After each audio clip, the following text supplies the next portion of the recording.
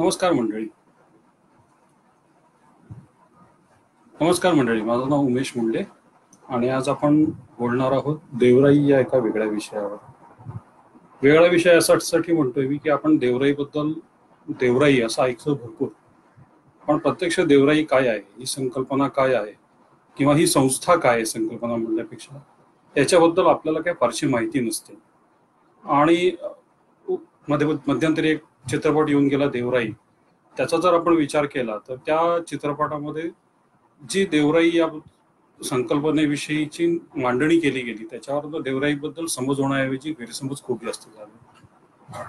आज जागतिक जैवविविधता दिन आहे, म्हणजे इंटरनॅशनल डे फॉर बायोडायव्हर्सिटी, आणि अशा दिवसाच्या निमित्ताने आज तुमच्याशी मला या विषयावरती बोलायला मिळतंय, याच्याबद्दल मला जरा आनंद वाटतोय.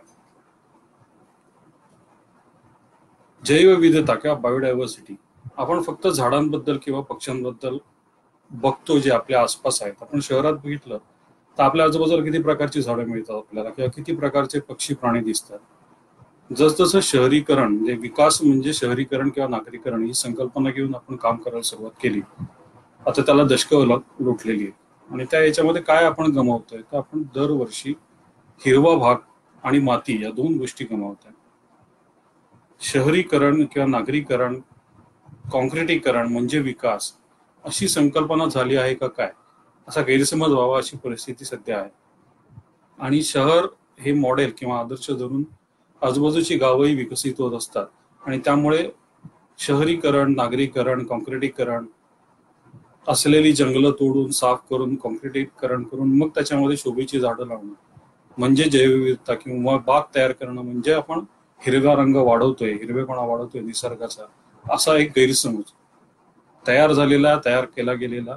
या सगळ्या गोष्टींमुळे होतंय काय की आपण आपली जंगलं, नैसर्गिक परिसंस्था, मग त्याच्यामध्ये नैसर्गिक स्रोत सुद्धा येतात. कारण जंगल आहे, माती आहे, तर पाणी आहे. त्यामुळे आपल्याला ज्या गोष्टी निसर्गाने फुकट दिल्यात, भरपूर दिल्यात आणि चांगल्या दिल्यात, अत्यावश्यक गरजा पूर्ण करण्यासाठीच्या हे स्रोत आहे, हे आपण गमावतोय. आणि पुन्हा त्याच्यासाठी काही उद्योग करायला जातोय किंवा आपण जे प्रयत्न त्यासाठी वेगवेगळे जलसंधारण म्हणा किंवा जंगल तयार करणं हे उपाय करतोय, तर नक्की ते काय आहे, त्याचा परिणाम काय होतोय याच्याबद्दल आपण चर्चा करूया. जसं आपण मगाशी मी म्हटलं की आपल्या आसपास आपल्याला ठराविक प्रकारची झाडं, पक्षी, प्राणी दिसतात. आता याच्यामध्ये देशी झाडं आहेत, म्हणजे स्थानिक झाडं म्हणायचं आहे मला, देशी म्हणण्यापेक्षा, कारण आपल्याकडे देशी आणि परदेशी याच्यामध्ये बराच वाद तयार होतो. आणि आपल्याला वाद न करता नक्की घडतंय काय हे ठरवून त्याच्याप्रमाणे काम करायचंय. सगळ्यात महत्वाची गोष्ट काय आहे देवराई किंवा नेचर कॉन्झर्वेशन किंवा पर्यावरण संरक्षण संवर्धन याच्यामध्ये, की ह्याच्यात तुम्हाला प्रत्यक्ष काम करायला लागतं. तुमचे विचार कितीही उत्तम असला, तुमची स्कीम कितीही चांगली असली, उदात्त असली, तरी जोपर्यंत प्रत्यक्ष जमिनीवर काही घडत नाही तोपर्यंत निसर्गाचं संरक्षण संवर्धन काही होण्याची शक्यता खूप कमी असते. त्यामुळे तुम्हाला जर तुमची योजना यशस्वी करायची असेल आणि निसर्गाचं संरक्षण संवर्धन करायचं असेल तर तुम्हाला प्रत्यक्ष काम करण्याची गरज आहे. आणि हे काम काय करायचंय तर हे काम आपल्याला त्या विषयातल्या, त्या क्षेत्रातल्या अनुभवी आणि तज्ञ व्यक्तीच्या सल्ल्याने करायची गरज आहे. दुर्दैवाने आपल्याकडे काय होतं की क्रिकेट, राजकारण, पाणी, नैसर्गिक स्रोत, राजकारण या सगळ्या गोष्टींमध्ये भारतामध्ये सगळ्यांना सगळं कळतं. आणि सगळ्यांना सगळं कळतं हे जे वाटणं आहे ना, तेच आपल्याला मोठा प्रॉब्लेम तयार करतंय की आपण हे नैसर्गिक स्रोत आणि या सगळ्या गोष्टी एवढ्या गृहीत धरलेल्या आहेत आणि त्या आपापल्या परसेप्शन प्रमाणे आपण करायला जातो किंवा आपापल्या बजेट प्रमाणे आपण करायला जातो. आणि निसर्गामध्ये असं काही नसतं. निसर्ग हे समतोला संदर्भात आहे. वेगवेगळ्या घटकांचा समतोल आणि सामोपचाराने वागणं, त्यांचं सिम्बायोसिस, सहजीवन, याच्यावरती निसर्ग चालतो. आणि आपण नेमकं हे विसरून आपल्याला जे हवं आहे, आणि त्यात सुद्धा आपण काय करतो, माणूस नावाचा प्राणी, तर जलसंधारण असो, जंगल असो किंवा काही असो, त्यात माणसाला त्याचा कसा फायदा होईल याचा विचार करून आपण त्या गोष्टी करायला प्रयत्न करतो. म्हणजे आपण जरी म्हणत असलो की सेव्ह फॉरेस्ट, सेव्ह नेचर, तरी सुद्धा प्रत्यक्षात आपण काम करताना मनुष्य हा केंद्रस्थानी धरतो आणि मग त्याचा विचार करतो की आपण काय करू शकतो. आणि ही जी आपली मानसिकता तयार होत गेली वर्षानुवर्ष, हीच आपल्या सरकारच्या आतापर्यंतच्या पॉलिसीजमध्ये, धोरणांमध्ये सगळ्या आलेली आहे. मध्ये हा कुठलाही पक्षीय किंवा राजकारणाचा भाग नाहीये, हा प्रशासनाचा भाग आहे. आणि त्यामुळे जशी लोकसंख्या वाढते त्याला जी त्याच्या गरजा पुरवण्यासाठीची जी मदत आहे किंवा प्रयत्न केले जातात, उपाय योजले जातात, त्याच्यामध्ये पुन्हा मनुष्य हा केंद्रस्थानी येतो. आणि त्यामुळे निसर्गाचं संवर्धन आणि संरक्षण हे कोणासाठी, तर हे माणसासाठी, असा एक समज झाल्यामुळे सगळा गोंधळ झालेला आहे. आणि आपल्याला जो हवा आहे किंवा अपेक्षा आहे तो परिणाम मिळत नाही, ते यश मिळत नाही. आणि मग माणसाला प्रश्न पडतो, अरे एवढं सगळं करून सुद्धा काही लोक का ओरडतात की हे चुकीचं करतायत. मगाशी जे उदाहरण दिलं मी की देशी आणि स्थानिक या दोन वेगळ्या गोष्टी आहेत. माझं म्हणणं आहे की तुम्ही तुमच्या भागामध्ये स्थानिक झाडं लावली पाहिजेत, टिकवली पाहिजेत. आणि त्याऐवजी सुद्धा काय घडतं आपल्याकडे, मग ती इमारत असू दे, बाग असू दे, काही असू दे, आपल्याला बाहेरनं झाडं आणून लावायला आवडतं. आणि मग बऱ्याच ठिकाणी असं याच्यावरती चर्चा होतात की बाहेरनं आणलेली झाडं आहेत ती इथल्या वातावरणाची निगडीत नाहीये, त्यामुळे इथल्या बाकी पशु पक्ष्यांची, कीटकांची, प्राण्यांची त्यांचा संपर्क सहवास नसल्यामुळे त्यांचा परस्पर संबंध नसतो. आणि मग तुम्हाला हिरवा रंग जरी दिसत असला तरी सुद्धा निसर्गामध्ये ती ढवळाढवळ होते. आपण वेगळ्या प्रकारचे प्राणी आणतोय आणि त्याचा परिणाम काय होणार हे आपल्याला माहिती नाही. आता याचं एक साधारण उदाहरण आपण आता भोगतोय की एक व्हायरस आलाय कोरोना नावाचा. तो निसर्गातनच आलाय. तो भले कोणी तयार केलाय किंवा काही या वेगवेगळ्या थेरीज असतील तरी तो निसर्गातनच आलाय. तो एक जीव आहे. जरी व्हायरस हा सजीव आहे का निर्जीव आहे असं समजतात त्याच्या सीमारेषेवर असला तरी सुद्धा तो एक वेगळा आलाय. आणि असे अनेक व्हायरस वातावरणामध्ये आहेत, त्याच्यामध्ये तो एक ऍड झालाय. आता तो कोणी आणला किंवा काय आणल्यापेक्षा तो एक व्हायरस या वातावरणात आल्यामुळे माणसावर होणारा परिणाम लक्षात घ्या. बाकीच्या वन्यसृष्टीवर जसा काय परिणाम होतोय हे आपल्याला आजही माहित नाही, कारण आपण त्या दृष्टीने विचारच केला नाही. पण एक व्हायरस आला आणि त्याने एक मनुष्याची माणसाची जात, माणूस ही प्राण्याची एक जात बाधित होते म्हटल्यावरती सगळे चिडीचूप घरात जाऊन बसले. म्हणजेच आपल्या निसर्ग साखळीमध्ये एखादी नवीन गोष्ट आणली, इंट्रोड्यूस केली किंवा जबरदस्ती आणली गेली किंवा चुकून आली तर त्याच्याशी ती निसर्गातले सगळे घटक जे आहेत ते योग्य प्रकारे किंवा यशस्वीपणे संबंध साधू शकतातच असं नाही, किंवा त्याच्याबरोबर जगू शकतातच असं नाही. हे जसं माणसाच्या बाबतीत आहे तसं माणसाने इतर जगाच्या बाबतीत, इतर प्राण्यांच्या बाबतीत सुद्धा हे असू शकतं. यावर विचार करायला काही हरकत नाही. हे काय फार मोठं रॉकेट सायन्स किंवा खूप मोठी गोष्ट नाहीये. पण दुर्दैवाने माणूस स्वतःच्या पेक्षा बाकी सगळ्यांना कमी दर्जाचा मानत असल्यामुळे आणि माणूस विचार करत असल्यामुळे, त्याच्याकडे ताकद असल्यामुळे या गोष्टी खिचून घेऊन जातो आपल्या इच्छेप्रमाणे आणि मग त्याचा परिणाम सगळ्यांना भोगायला लागतो. जंगल कमी का होतंय हा एक महत्वाचा भाग आहे. तर जंगल कमी कशामुळे होत आहे, तर शहरीकरण आणि उद्योग या दोन गोष्टी आहेत. नागरीकरण आणि उद्योग या दोन गोष्टींसाठी आपल्याला काय लागतं, नैसर्गिक स्रोत लागतात. हे पूर्वी लाकूड खूप लागायचं म्हणून जंगलतोड झाली. जंगलतोड झाल्यामुळे तिथली माती सुटी झाली आणि पाण्याबरोबर वाहून यायला लागली. नदी पात्रात किंवा पात्रामध्ये सपाटी जाऊन थांबली. त्यामुळे ती धरणामध्ये गाळ भरायला लागला आणि वेगवेगळ्या ठिकाणी माती वाहून आल्यामुळे उतारावरती दगड उघडे पडले आणि मग उघडे डोंगर आणि खाली साठलेला गाळ, त्यामुळे जिथे पाणी साठायचं तिथे गाळ, अशा परिस्थिती निर्माण झाली. पण हे कशामुळे झालं, तर जसं जसं विकास करत गेलो आपण तसं काय होत गेलं की नागरीकरण आणि औद्योगिकीकरण या दोन गोष्टींसाठी जागा लागते. ती जागा एकत्र जवळजवळ असलं तर ते सोपं जातं माणसाला कंट्रोल करायला, म्हणून शहरं वाढत गेली. मग शहर जसं वाढत गेलं तसं शहर त्याच्या बाजूच्या जमिनीवरती त्याची वाढ होत गेली. ती वाढ होत गेल्यामुळे तिथे ज्या शेतजमिनी होत्या त्या नॅचरली एने झाल्या, हे बिनशेती झाल्या. आणि त्या बिनशेती झाल्यामुळे त्याच्यावरती शहर विस्तारत गेलं.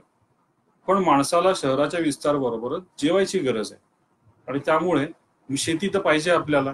असलेल्या शेतीचं आपण बिनशेती केलं, म्हणून माणसाने काय केलं, त्याच्या बाजूचं जंगल तोडलं आणि त्याच्यावर शेती करायला सुरुवात केली. आणि ही पद्धत एका ठिकाणी झाली, ती यशस्वी झाली, त्यातनं यश मिळालं असं दिसल्यानंतर ठिकठिकाणी हे रेप्लिकेट होत गेलं. याच प्रकारे वाढ होत गेली. आणि अजूनही आपण जर बघितलं कुठलंही मोठं गाव बघा तुम्ही किंवा शहर बघा, शहर होऊ इच्छिणारं किंवा ती आकांक्षा असलेलं एखादं मोठं गाव बघा, त्याच्यामध्ये शेतीची बिनशेती होणं आणि जंगल तोडून त्याच्यामध्ये शेती होणं हे स्टेप बाय स्टेप वाढत जातं. आणि मग एक वेळ अशी येते की जंगल संपलेलं असतं, शेती कुठेतरी कोपऱ्यात राहिलेली असते आणि अस्ताव्यस्त पसरलेलं शहर असतं, ज्याच्यामध्ये कुठल्याही तिथल्या प्रशासनाला म्हणा किंवा आजूबाजूच्या वातावरणात निसर्गाला म्हणा, तेवढ्या सगळ्या लोकांच्या, एकत्रित आलेल्या लोकांच्या कुठल्याही अपेक्षा पूर्ण करता येत नाही. ते पुरं पडू शकत नाही, कारण प्रत्येक शहराची कॅरिंग कॅपॅसिटी असते आणि ती कॅपॅसिटी ओलांडली गेल्यामुळे तिथे तुम्ही काहीही करायचा प्रयत्न केला तरी ते पुरं पडत नाही. आणि ते आभाळ फाडलंय तर त्याला ठिगळ लावून काय होणार असं जे म्हटलं जातं त्या पद्धतीने होतं. आणि मग त्याचा परिणाम आपल्याला असा दिसतो की दिवसेंदिवस शहरं आणखीन रखरखीत व्हायला लागले, रखरखाट वाढलाय, जंगल कमी होते, झाडं कमी होत आहेत. आज तर ग्रामीण भागात पण अशी परिस्थिती आहे की लोक बांधावरची झाडं पण शिल्लक ठेवत नाहीत, कारण सावली पडली की पीक कमी येतं असं काहीतरी त्यांच्या डोक्यात आहे. पूर्वी पण हेच होतं. मग आता असं नवीन काय झालंय, आता परिस्थिती अशी झाली की आपण एवढ्या पुढे गेलोय आणि जंगलतोड आणि बाकी सगळ्या गोष्टी एवढ्या प्रचंड प्रमाणात वाढलेल्या आहेत आणि झाल्या आहेत की आता खूप ठिकाणी आपल्याला जवळजवळ इरिव्हर्सिबल चेंज झाल्यासारखं झालं. यातनं आपण परत पहिल्यासारखं पहिल्या परिस्थितीमध्ये येऊ का अशी शंका पण येत नाही. म्हणजे त्याचं उत्तर आपल्याला मनातच आपण देऊन टाकतो की हे काय माझ्याने बदलता येणार नाही. आणि ही जी मानसिकता आहे की मग मला करता येणार नाही, मग ठीक आहे, ही आपल्याला घातक ठरते. कारण आपल्याला हे लक्षात घेतलं पाहिजे, ही काय आपली शेवटची पिढी किंवा शेवटच्या या 2-3 पिढ्या नाही आहेत या जगामध्ये. हे जग काय आपण तयार केलं नाही की आपल्यासाठी नाहीये. जसे अनेक प्राणी आहेत तसाच एक माणूस प्राणी आहे आणि तो येणारे, जगणारे, त्याचं आयुष्य लावणार आहे आणि तो जाणार आहे. निसर्गाला माणूस ही प्रजाती नष्ट झाल्याचा काही फरक पडणार नाही. आणि पडलाच तर मला वाटतं की निसर्गामध्ये चांगला फरक पडेल, माणूस हा प्राणी बाजूला झाला तर. आणि करोनाच्या एकूण या बघितलं असेल तुम्ही उदाहरणामध्ये, गेल्या 2 महिन्यामध्ये माणूस हा प्राणी भीती गप्प बसला तर सगळ्या नद्या स्वच्छ झाल्या, हवेतलं प्रदूषण कमी झालं. हे कुठल्या गोष्टीचं, ह्याचं कारण हे काय दाखवतं, इंडिकेटर कशाचं आहे?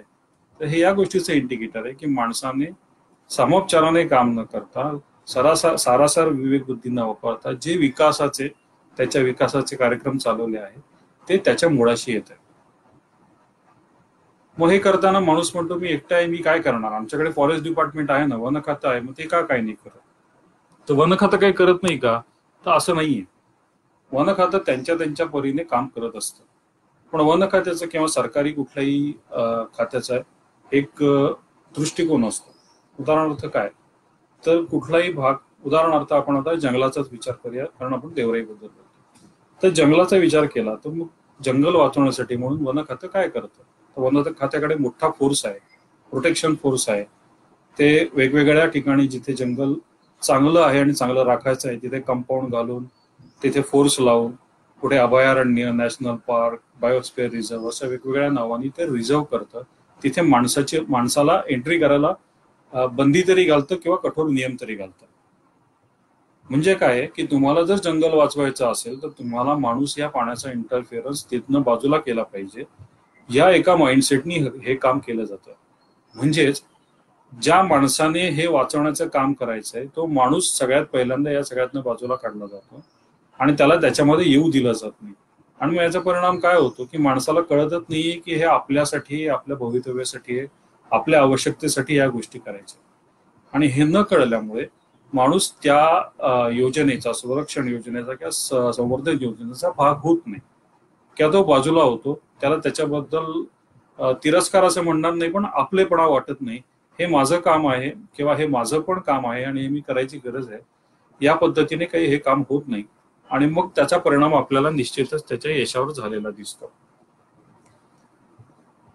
फॉरेस्ट डिपार्टमेंट किंवा वन खात्यामध्ये जसे वेगवेगळे नॅशनल पार्क किंवा सँक्च्युरीज आणि या गोष्टींमधून जंगल वाचवलं जातं, तसंच सोशल फॉरेस्ट आहे त्यांचा भाग आहे. त्याच्यातनं नवीन ठिकाणी जंगल तयार करणं आहे, ती झाडं लावणं किंवा वेगवेगळ्या योजनातनं तो भाग हिरवा कसा होईल यासाठी पण प्रयत्न केला जातो. पण याच्यामध्ये काय होतं की पुन्हा माणूस हा केंद्रस्थान धरला जातो आणि परत सोशल फॉरेस्ट योजना आहे त्या सगळीकडे यशस्वी होत नाहीत. आता जॉईंट फॉरेस्ट मॅनेजमेंट JFM म्हणतात, त्याच्यातनं संयुक्त वन व्यवस्थापन समिती, याच्यातनं काही चांगली कामं होतात किंवा ग्रामीण पातळीवर, गाव पातळीवरती अनेक ठिकाणी चांगलं काम होऊन तिथलं जंगल सांभाळलं जातं.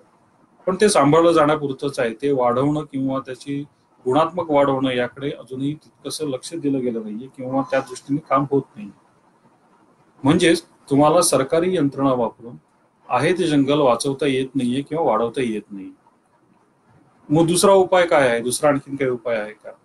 तर मग वेगवेगळ्या एनजीओ आणि जिओ गव्हर्नमेंट ऑर्गनायझेशन किंवा एनजीओ जे एकत्र येऊन काम करतात, जसं संयुक्त वन व्यवस्थापन समिती, पण त्याला एक मर्यादित यश आहे, कारण त्यात सुद्धा पुन्हा सरकारी धोरण आणि गावातली माणसं यांना एकत्र करून, म्हणजे ते कमिटीज मोठे होते, 20-25 लोक, आणि 20-25 लोकांची कमिटी एकत्र येऊन एकमताने काही काम करू शकेल यावर विश्वास ठेवणं आपल्याकडे तरी खूप अवघड आहे. आणि मग विचार करताना असं होतं की मग अरे मग आणखीन काय आहे, तर आणखीन काय आहे हा विचार करताना एक लक्षात येते की आपल्याकडे निसर्ग व्यवस्थापन किंवा निसर्ग संरक्षण संवर्धन यासाठी एक सांस्कृतिक वारसा आहे भारताकडे, आणि तो म्हणजे देवराई. देवाच्या नावाने राखून ठेवलेलं जंगल म्हणजे देवराई. अगदी सोपी व्याख्या आहे की आपल्या एखादा जंगलाचा भाग आहे, जंगलाचा पट्टा आहे, तो एखाद्या देवाच्या नावाने राखून ठेवायचा, तो देवाला वाहिला आहे त्याचा आहे असं समजायचं, आणि त्यातल्या कुठल्याही गोष्टीला हात लावायचा नाही, म्हणजे देवराई. आता ही देवाच्या नावाने आहे, हे श्रद्धेचं स्थान आहे. याच्यात सगळ्यात महत्वाचा भाग काय आहे, तर देवराईला कुठेही कंपाऊंड नाही, त्याला कुठल्याही प्रकारचा प्रोटेक्शन फोर्स लागत नाही. जसं फॉरेस्ट डिपार्टमेंटला पगारी प्रोटेक्शन फोर्स ठेवावा लागतो, तसं देवराई बद्दल नाहीये. आणि देवराई हे प्रत्येक गावातला, खरं तर प्रत्येक वाडीला, जिथे हॅमलेट्स म्हणजे जिथे गावाच्या वाड्या, छोट्या छोट्या वाड्या आहेत अनेक ठिकाणी, त्या प्रत्येक वाडीसाठी एक वेगळी देवराई आहे. म्हणजेच, आणि ती देवराई कोण सांभाळतं, तर ती गावातले लोक सांभाळतात. ती गावाच्या मालकीची आहे, ती कोणाच्या वैयक्तिक मालकीची नाही. काही पुणे, सातारा आणि कोल्हापूर जिल्ह्यामध्ये खासगी देवराया पण आहेत, म्हणजे त्या खासगी जमिनीवर आहेत, पण त्या देवाच्या आहेत म्हणूनच राखल्या जातात, आणि त्यातनं कुठलाही आर्थिक फायदा होईल अशा प्रकारे काम केलं जात नाही. मग हे कधीपासून आहे किंवा काय, माझं पीएचडीचं किंवा रिसर्चचं काम चालू असताना मी बॉम्बे नॅचरल हिस्ट्री सोसायटीमध्ये काम करत होतो, आणि तेव्हा महाराष्ट्रातल्या देवराया या विषयावरती काम करायला मिळालं. तसं एक प्रोजेक्ट मिळालं होतं, आणि त्या निमित्ताने मला पूर्ण महाराष्ट्रभर फिरायला मिळालं, आणि देवरायांची नोंद करणं, एक्सप्लोरेशन, त्याचा शोध घेणं हा बेसिक उद्देश होता. आणि मग डॉक्युमेंटेशन, हे दोन भाग असल्यामुळे जवळजवळ 85% तालुक्यांमध्ये मला महाराष्ट्राच्या फिरायला मिळालं, आणि त्यातनं जो डेटा उपलब्ध झाला त्याच्यावरती एक रिपोर्ट तयार केला गेला, आणि मग तेच काम मी पुढे कंटिन्यू केलं त्याच्यामध्ये आणखीन, आणि मग 2 वर्षांनी जास्त पुढे काम करून मला त्याच्यामध्ये डॉक्टरेट मिळाली. पण मला हे 2002 मध्ये जेव्हा मला डॉक्टरेट मिळाली, 18 वर्षापूर्वी, तेव्हा मला जाणवलं की आपल्याला जरी याच्यामध्ये डॉक्टरेट मिळाली असली, पदवी मिळाली असली, तरीही या विषयाच्या नुसतं ओळख झाली आहे आपल्याला. कारण ही संकल्पना किंवा ही संस्था एवढी मोठी, एवढी प्राचीन, आणि एवढी आतवर मुरलेली, खोलवर मुरलेली आहे की तिचा अभ्यास करणं, तिचे वेगवेगळे कंगोरे तपासणं, आणि त्याचे वेगवेगळ्या आस्पेक्ट्स बद्दल, त्याच्या मुद्द्यांबद्दल अभ्यास करून त्याचा आज कसा वापर करता येईल याबद्दल काही गोष्ट तयार करणं, योजना तयार करणं, हे एक मोठं काम आहे. आणि म्हणून मग सुरुवात करताना त्यात असं लक्षात आलं की याच्यात लोकांमध्ये याच्याबद्दल काही जाणीव जागृतीच नाही, अवेअरनेसच नाही की देवराई म्हणजे काय, ती कशासाठी आहे, मला तिचा काय फायदा आहे, मी त्याच्यासाठी काय करू शकणार. या गोष्टी सर्वसामान्य लोकांना हा प्रश्न पडत राहतो, कारण याचं उत्तर मिळण्याची कुठलीही व्यवस्था आपल्याकडे नाही.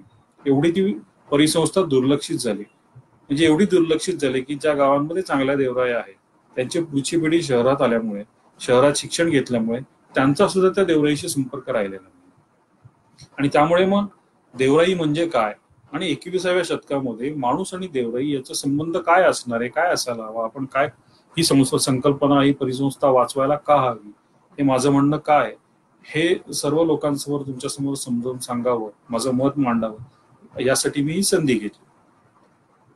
तर आता मुळात देवराई ही फक्त आपल्या इकडे महाराष्ट्रात मिळते का, तर असं नाही. तर देवराई ही जगामध्ये सगळीकडे मिळते, आणि महाराष्ट्रात नाही, भारतामध्ये काश्मीर पासून केरळपर्यंत आणि गुजरात पासून ईशान्य भारतात, अक्रॉस इंडिया तुम्ही बघाल तर प्रत्येक राज्यामध्ये देवराई ही संकल्पना आढळते. आता त्या प्रत्येक राज्यामध्ये त्या त्या भाषेप्रमाणे, त्या त्या भाषेत या संकल्पनेला नावं वेगळी आहेत, पण मूळ संकल्पना हीच आहे की एक देवता आहे, आणि त्याच्या नावाने एक जंगलाचा भाग राखून ठेवलाय, आणि त्याला देवराई हे नाव दिलंय. आता हे देवराई नाव का दिलंय, तर ती देवाच्या नावाने का राखली, तर ही श्रद्धा जी आहे ना, आपले पूर्वज खूप हुशार होते. त्यांना माहिती होतं की माणसाला कितीही ज्ञान दिलं, कितीही माणूस हुशार असला, खूप शिकला, तरी सुद्धा त्याला एखादी गोष्ट करू नको असं सांगितलंस किंवा हे तुझ्या भलाचं आहे असं सांगितलं तरी तो ऐकेलच असं नाही. त्यामुळे एखाद्या गोष्टीपासून जर त्याला लांब ठेवायचं असेल तर भीती किंवा दहशत हा एकच फॅक्टर असा आहे की ज्याला माणूस ऐकतो. आणि याचं उत्तम उदाहरण आपण सध्या गेले 2 महिने अनुभवतोय की भीती हा एकमेव फॅक्टर असा आहे ज्याने माणसं घरात आहेत. जे त्या भीतीलाही मानत नाहीयेत, बाहेर फिरतायत, ते नंतर आजारी पडतायत. हे आपल्याला गेल्या 15-20 दिवस महिन्याभराच्या अंतरात कळून चुकलं. म्हणजे माणसाला ज्ञान जरी आवश्यक असलं तरी त्याच्या वैयक्तिक आयुष्यात ज्ञानापेक्षा भीतीमुळे बऱ्याच गोष्टी तो लांब राहायचं असेल कुठल्या गोष्टीपासून तर ज्ञानापेक्षा भीतीची गरज जास्ती आहे. हे त्या पूर्वजांना माहिती होतं किंवा त्यांना पटलं होतं आणि म्हणून त्यांनी ही भीती घातली की तुम्ही ही देवाची राई आहे, देवराई आहे आणि जर तुम्ही इथं काही उपद्व्याप केले, इथे काही झाड तोडायचा प्रयत्न केला किंवा काही प्राणी मारायचा प्रयत्न केला तर त्याचा परिणाम तुमच्या पुढच्या पिढ्यांवर होईल. आणि ही भीती गेली कित्येक पिढ्या चालू आहे, लोकांवरच्या मनामध्ये घर करून आहे. आणि सगळ्यात महत्वाचा भाग असा आहे की हे संरक्षण आणि संवर्धन प्रक्रिया आहे ही आपल्या पूर्वजांनी लोकांच्या जीवनशैलीचा एक भाग बनवला. आता जीवनशैलीचा एक भाग बनवल्यामुळे माझ्या रोजच्या वागण्यातल्या गोष्टींमधनं त्याचं संरक्षण संवर्धन होणार असल्यामुळे त्यासाठी मला वेगळा वेळ द्यायला लागत नाही, वेगळं काम करायला लागत नाही, त्याला काही वेगळा खर्च करायला लागत नाही. म्हणजे जवळजवळ हे मेंटेनन्स फ्री आहे आणि ऑपरेटिंग कॉस्ट काही नाहीये. अशी गोष्ट असल्यामुळे हे सस्टेनेबली चाललं, हे शाश्वतपणे ही गोष्ट होत गेली. आता मला मी काम करत असताना कायम प्रश्न पडायचा की देवराई ही कशासाठी राखली असेल. तर वेगवेगळ्या ठिकाणी फिरताना माझ्या असं लक्षात आलं, सगळ्यात पहिल्यांदा आपण बघूया की देवराई कुठे मिळते. तर कुठल्याही गावामध्ये तुम्ही गेलात आणि हे अक्रॉस द नेशन आहे, म्हणजे आपल्या भारतभराचा विचार करू किंवा आपण महाराष्ट्राचा विचार करू. आपण बोलताना आता महाराष्ट्राचा विचार करूया तर महाराष्ट्रामध्ये देवराया कुठे आहेत असं बघितलं तर पश्चिम घाट जो आहे आपला सह्याद्रीचा घाट त्याच्या पूर्व आणि पश्चिम भागात जेवढे जिल्हे आहेत त्याला लागून सातपडेचा पायथा आणि भंडारा गडचिरोली त्या भागात आणि नांदेड म्हणजे जिथे आदिवासी लोक आहेत किंवा जिथे सह्याद्रीचा वेस्टर्न घाट आहे त्याची पूर्व आणि पश्चिम बाजू आहे, या सर्व जिल्ह्यांमध्ये महाराष्ट्रामध्ये देवराया मिळतात. आता मी त्यावेळेला काम केलं होतं त्यावेळेला मराठवाड्यामध्ये अनेक ठिकाणी आम्ही प्रयत्न केले होते, पण मराठवाड्यामध्ये देवराई ही संकल्पना आहे किंवा होती असं सिद्ध करणारा किंवा हे करणारा कुठलाही पुरावा मिळाला नाही किंवा आम्ही गोळा करू शकलो नाही असं म्हणून. पण मला असं वाटतं की जर विदर्भामध्ये आहे, खानदेशात आहे, पश्चिम महाराष्ट्रात आहे, कोकणात आहे तर मग मराठवाडा एकच भाग असा का आहे की ज्याच्यामध्ये देवराई ही संकल्पना नसावी. त्यामुळे याच्यावरती अजून काम करायची गरज आहे. कारण मराठवाडा हा ऍश्युअर्ड रेनफॉल झोन आहे, तिथे ठराविक पाऊस पडतो असं म्हटलं जातं, म्हणून त्याला ऍश्युअर्ड रेनफॉल झोन म्हणतात मराठवाड्याचा बराचसा भाग. तर त्या याच्यामध्ये देवराई संकल्पना का नाही हे खरंच कुतूहलाचा भाग आहे. आपण आता इंडिव्हिज्युअल गावाकडे येऊया की गावाचा विचार केला, कारण प्रत्येक देवराई ही गावाची असते, म्हणजे गावासाठी असते. तर ती गावात कुठे असते तर अनेक ठिकाणी देवराई गावाच्या मध्यावर असू शकते किंवा गावात कुठेही गावाच्या सीमाच्या आत असू शकते, अनेक ठिकाणी वेशीवर असते, काही ठिकाणी गावाच्या बाहेर थोडं चालत गेलं 1-2 किलोमीटरच्या परिसरामध्ये आपल्याला देवराई मिळते.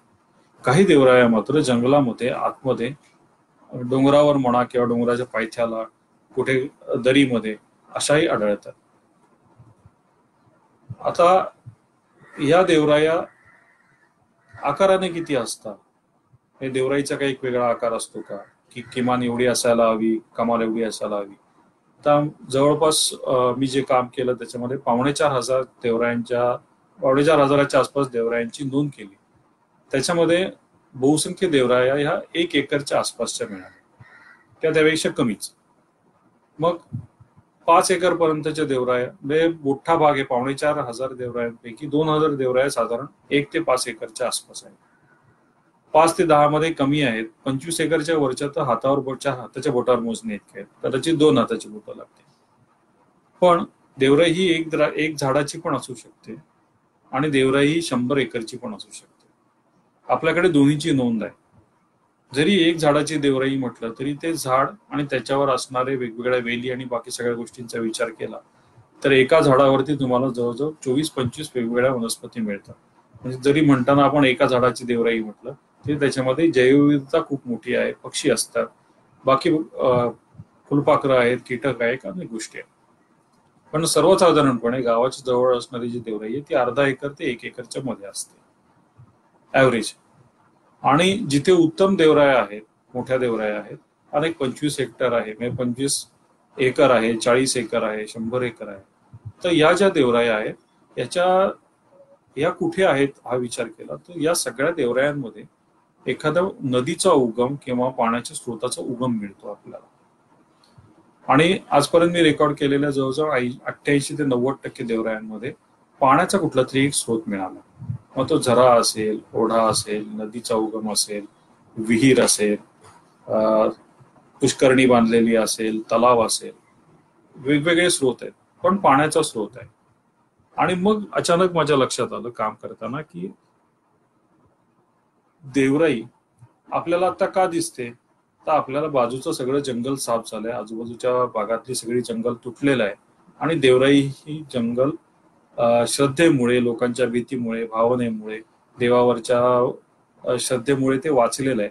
त्यामुळे ते वेगळं दिसतं आपल्याला, बाकीचं सगळं साफ झाल्यामुळे. पण 200 वर्षापूर्वी, 100 वर्षापूर्वी परिस्थिती नव्हती. तेव्हा तर सगळीकडे जंगल होतं. मग 2, 5, 10 पिढ्यांपूर्वी, 500 वर्षापूर्वी समजा, लोकांना असं का वाटलं की इथे देवराई असायला हवी. आज जंगल नाही म्हणून आपण म्हणतो की ते वाचवलेलं जंगल आहे, पण ते जंगल वाचवलंय म्हणजे बाजूला पण जंगल होतं ना. पण मग तेवढाच भाग राखण्याचं कारण काय होतं, तर या कारणांचा जेव्हा अभ्यास करायला सुरुवात केली तेव्हा सगळ्यात महत्वाचं कारण लक्षात आलं की जिथे देवराई आहे तिथे पाणी आहे, पाण्याचा स्रोत कुठला तरी आहे, किंवा ती देवराई गावाच्या वरच्या बाजूला असल्यामुळे तिथे जे पाणी अडवलं जातं त्याचा फायदा गावातल्या पाण्याच्या स्रोतांना मिळतो. म्हणजेच जिथे देवराई आहे तिथे गावाला, वाडीला पुरेसं पाणी मिळतं. हा सगळ्यात महत्वाचा फायदा देवराईमुळे होतोय, हे त्या संशोधनामधनं बाहेर आलं. आणि मग आपल्याला लक्षात येतं की जिथे आपल्याला पाणी मिळतंय, सगळ्यात महत्वाची गरज आहे. तुम्हाला कल्पना आहे की आपल्याकडे पाणी पुरवठा, सरकारी पाणी पुरवठा ही ब्रिटिशांनी आणलेली गोष्ट आहे. पूर्वीच्या काळी माणसं त्यांची पाण्याची गरज एकत्र येऊन सोडवत होती, समाज करायचा काम त्याच्यासाठी. म्हणून आपल्याकडे कुठेही तुम्ही गावात गेलात तर कुठल्याही गावामध्ये एक तलाव आणि त्याच्या बाजूला एक मंदिर, या 2 गोष्टी आपल्याला दिसतात. आणि जोपर्यंत तलावात पाणी असतं तोपर्यंत गावामधल्या सगळ्या पाण्याच्या स्रोतांना पाणी असतं. त्यामुळे तलाव हे माणसांनी बांधले, वाढवले आणि जपले. तसेच पाण्याचे स्रोत माणसाने जपले आणि मग देवराई हे एक स्थान असं तयार केलं की जिथे पाण्याचा स्रोत आहे किंवा ज्याच्यामुळे पाणी त्या भागामध्ये वाढणार आहे आणि त्याचा फायदा आपल्याला सगळ्यांना होईल. आणि मग त्या पाण्याच्या स्रोताच्या इकडे कोणी जाऊ नये किंवा कोणी तो स्रोत प्रदूषित करू नये म्हणून तिथे देवाची स्थापना केली गेली असेल. त्यामुळे एक श्रद्धास्थान तयार झालं आणि मग तिथे कोणी जायचं नाही हा एक नियम तयार झाला. आणि मग त्याच्या अनुषंगाने नियम तयार केले गेले आणि ते लोकांनी पाळले, त्यांच्या जीवनशैलीचा भाग केला. उदाहरणार्थ अनेक देवरायांमध्ये असा नियम आहे की तुम्ही चप्पल घालून जाऊ शकत नाही. आता असं वाटलं तर हा थोडासा वेडगळपणाचा किंवा विचित्र नियम वाटतो, पण सोपी गोष्ट आहे की खरं तर तुम्ही त्या देवराईत जायचंच नाही असंच सांगायचंय. पण माणूस असा विचित्र प्राणी आहे की त्याला एखादी गोष्ट करू नको म्हटलं की ते हमखास करायची इच्छा होते. आणि हे आपल्या पूर्वजांना नक्की माहिती होतं आणि म्हणून त्यांनी काय केलं की त्यांनी तुम्ही जाऊ नका नाही सांगितलं, आणि त्यांनी सांगितलं तुम्ही इथे जायचं तर जा, फक्त चप्पल घालून जाऊ नका. याचा अर्थ काय, ज्या जंगलामध्ये तुम्ही चप्पल घालून सुद्धा काटाकोटांमुळे 100 फूट आतमध्ये जाऊ शकत नाही तिथे तुम्ही अनवाणी जाणार आहात का, तर नाही. पण तुम्हाला जायचा ऑप्शन तर दिलेला आहे, फक्त चप्पल घालून नका सांगितलं. ह्या प्रकारचे हुशारीने नियम तयार करून आणि ते लोकांच्या मनामध्ये रुजवून ही संवर्धन आणि संरक्षण व्यवस्था स्थापन केली गेली आणि ती चालवली जाते, आजही चालवली जाते. अनेक देवरायांमध्ये तुम्ही कुऱ्हाड घेऊन जाऊ शकत नाही पण विळा घेऊन जाऊ शकता. हे पण तसंच आहे की कुऱ्हाड घेऊन गेलात तर कोणाच्या तरी मनामध्ये कधीतरी येऊन तो झाड तोडू शकतो, पण जेव्हा तुम्ही विळा घेऊन जाता तेव्हा फक्त तुम्ही वाळलेल्या काटक्या तोडू शकता. आता वाळलेल्या काटक्या तोडणं तुमची गरज आहे, जळणासाठी तुम्हाला लाकूड लागणार आहे. हे मी 50 वर्षापूर्वीचं किंवा 40 वर्षापूर्वीचं सांगतो की तेव्हा लाकूड ही खूप गरज होती. आजही सगळीकडे आपण गॅस सिलेंडरनी म्हणत असलो तरी सुद्धा खेडेगावांमध्ये अनेक ठिकाणी जंगलामधनं काटके आणून त्याच्यावरती चूल पेटवणं हा प्रकार केला जातो. ते त्याच्यासाठी अवलंबून आहे. त्याचा अर्थ काय की ते जंगल आहे, ते देवाचं जे जंगल आहे त्याचा तुम्ही आर्थिक फायदा मिळवण्यासाठी, व्यापारासाठी वापर करायचा नाही. तुमच्या वैयक्तिक वापरासाठी, तुमच्या गरजा पूर्ण करण्यासाठी, ज्या अत्यावश्यक गरजा आहेत त्यासाठी तुम्हाला ते करायला बंदी नाही. उदाहरणार्थ बऱ्याच देवरायांमध्ये जो वाळलेला पालापाचोळा असतो तो तुम्हाला उचलून न्यायची परमिशन असते, शेतामध्ये राब लावायला किंवा उन्हाळ्यामध्ये जे शेत भाजलं जातं त्याच्यासाठी. पण अनेक देवराया अशा आहेत की ज्याच्यामध्ये पडलेलं झाड सुद्धा उचललं जात नाही, त्याला सुद्धा बंदी आहे. मग ती झाडं उचलली जातात आणि ती झाडं तिथेच पडून राहतात, कुजतात, त्याचं खत तयार होतं, ऑर्गॅनिक मॅटर तयार होतं, त्यातनं मातीचं पोषण होतं आणि तिथलं जंगल अजून समृद्ध होतं. त्यामुळे हे नियम आहेत, ह्या अटी आहेत किंवा जीवनशैलीचा एक भाग बनवलेल्या गोष्टी आहेत, त्याच्यामुळे या देवरायांचं संरक्षण आपोआप होत राहिलं लोकांच्याकडे. देवराई म्हणताना आपण एक जनरल टर्म आहे की ही देवराई आहे, हे देवाच्या नावाने राखून ठेवलेलं जंगल आहे. पण अनेक ठिकाणी विशेषतः कोकणामध्ये मला भूताच्या नावाने राखलेल्या राया पण मिळाल्या. त्याला भूतराई म्हणायचं, त्याला राई म्हणतात कोकणात किंवा राहाटी म्हणतात. देवराई असा अखंड शब्द वापरला जात नाही. पण अनेक देवराई अशा राया आहेत की ज्या भूताच्या नावाने पण आहेत. भूताची राई म्हणून ते प्रसिद्ध आहे. गावाच्या मधोमध आहे, त्याच्या बाजूनी पूर्ण भातशेती आहे आणि मध्ये ती देवराई आहे किंवा भूतराई आहे आपण. मी जेव्हा, आणि याचा लोकांवरचा पगडा एवढा प्रचंड आहे ना की मी जेव्हा त्या देवराईचा अभ्यास करायला त्याच्यामध्ये आज जायचा विचार करत होतो किंवा जायचं सांगितलं, तेव्हा गावातल्या लोकांनी मला पूर्ण एक दिवस अडवून ठेवलं होतं.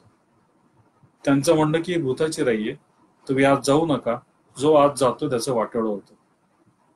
लक्षात घ्या, म्हणजे अभ्यास करण्यासाठी किंवा कुठल्याही कारणासाठी सुद्धा तुम्हाला त्या देवराईमध्ये आज जाऊ न देण्यासाठी लोक खूप प्रयत्न करत. ते प्रेमाने समजून सांगत होते, पण ते मला जाऊ देत नव्हते. आणि ते देवराईच्या काळजीत नाही, ते माझ्या काळजीने मला जाऊ देत नव्हते. आणि आतमध्ये चारोळीची, आपण जी चारोळी म्हणतो, त्याची उत्तम प्रतीची वाईल्ड कल्टिव्हर जंगली झाड आहे. जेव्हा मी त्यांना सांगितलं त्या 2 दिवसांनी मला त्यांनी अभ्यासासाठी म्हणून आज जायला परमिशन दिली जीवावर आल्यासारखी, पण माझ्याबरोबर गावातलं कोणीही आलं नाही. ही जी मानसिकता तयार केली आहे, हे जे लोकांचं मन किंवा मत बनवलंय पिढ्यानपिढ्या, ते या देवराई या संस्थेचं यश आहे. आणि म्हणून जिथे देवराई आहे तिथे जैवविविधता आहे, कारण देवराई हे त्या भागातलं मूळ जंगल आहे. आता मूळ जंगल आहे म्हटल्यावरती त्याचं वय काय, लोकांना बऱ्याच वेळेला या गोष्टींचं कुतूहल असतं की देवराई आहे, मग देवराईचं वय कसं काढायचं. तर मलाही पहिल्यांदा प्रश्न पडायचा, कारण देवराईचं वय काढताना, म्हणजे झाडाचं कुठलाही वय काढायचं असेल तर त्याच्या ग्रोथ रिंग्स बघू झाडाचे, म्हणजे झाड कापावं लागतं आणि मग त्याचं वय सांगता येतं. कार्बन डेटिंग वगैरे आहे, पण तो खर्चिक भाग आहे, तो सगळीकडे होत नाही, त्यामुळे करता येणं शक्य नसतं. पण मी जेव्हा कळसुबाई ते हरिश्चंद्रगड या पट्ट्यामध्ये फिरत होतो, तिथेही उत्तम देवराया आहेत. तर तिथे वाघ्याच्या देवराया मिळाल्या. तिथल्या आदिवासींना ते त्याला वाघ्याची राई म्हणतात. म्हणजे काय, तर दगडावरती एक वाघाचं चित्र कोरलेलं असतं आणि त्याला शेंदूर लावलेलं असतं, त्याला वाघ्याचा दगड म्हणतात.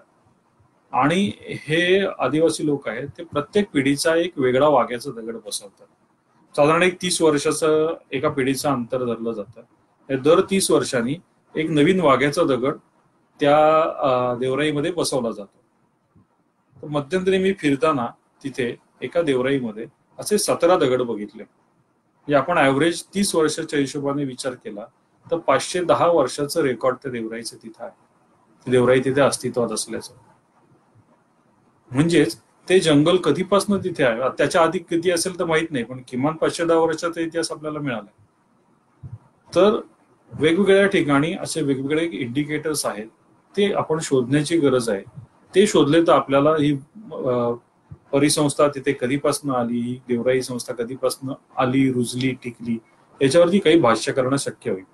पण मला वाटतं तो एक अकॅडमिक इंटरेस्टचा भाग झाला.